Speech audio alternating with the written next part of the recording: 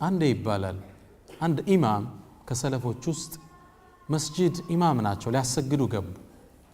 ማሰገድ ጀመሩ አላሁ አክበር ብለው እርሳቸውን አጋጣሚ ወደዛ ሰፈር ሊጎበኙ ይሄዱ ዛካዊ ሰፈር ሶስት ወጣቶች አሉ ተጅዊድ አቀራራቸው ፐርፌክት ነው መስጂድ ገቡና ተከትለው ሰገዱ ያን ሰፈር አያውቁትም ሲሰግዱ ኢማሙ ሲያሰግዱ ትልቅ ሸኽ ናቸው ግን ተጅዊዳቸው ደካማ ነበር አንደበታቸው ብዙ አይሰማ እና እንደምንም አድርገው ሶላቱን ሲያሰግዱት እነዛ ሰዎች ሶላት ላይ ሆነ ወጣቶቹ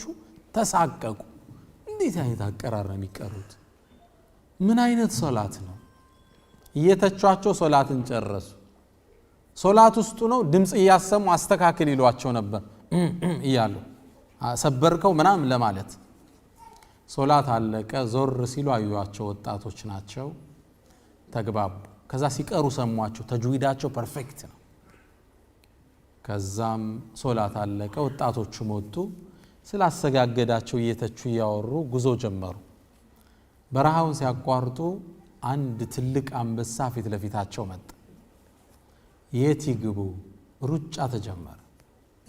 ዛፍ ላይ ተንጠለጠሉ እንዴት ይውረዱ አንበሳው ቆሟል ዛሬ አለቀልን ብለው ተስፋ እንደቆረጡ ከትንሽ ደቂቃ በኋላ ይሸኽ መጡ አጋጣሚ መዛልፈው ነው የሚሄዱት ወደ ቤታቸው ሲያዩዋቸው ዛፍ ላይ ተንጠልጥለዋል ከታች አንበሳ ይጮሃል ከዛም ሰውየው መጡና አንበሳውን ሄድ እዚህ ቦታ ልቀቅ ብለው ሲመቱት ጥሎ ሄደ ፈርቷቸው ሮጠ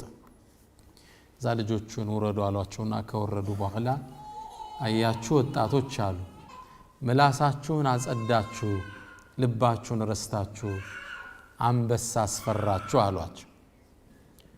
እኛ ልባችን አጸዳን ምላሳችን ቢወላገድም አንበሳ ፈራና አሏቸው ግልጽ ነው ምላስ አይጽዳ ያልና አይደለም መልእክቱ ትልቁ ትኩረት ግን ለውስጥ ይሰጥ